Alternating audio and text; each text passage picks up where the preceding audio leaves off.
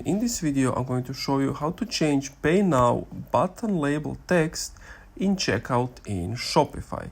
Now to do this it's pretty easy, but before we get started, please subscribe to the channel, it helps me out a lot.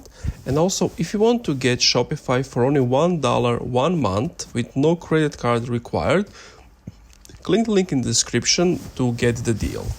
So what you need to do is go to your online store, Themes, Actions, Edit Code, Settings, and click on Main Product that Liquid. Find this form, so press Ctrl F or Command F to search and to find that one. And basically you need to replace it with the following code. So the code goes button type button, class, Shopify payment button, Shopify payment button, and then again unbraided, on click, document query, data select, click.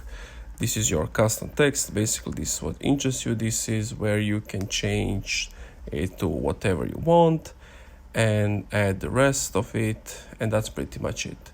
Thank you for this video if you enjoyed, and don't forget to get the Shopify link in the description.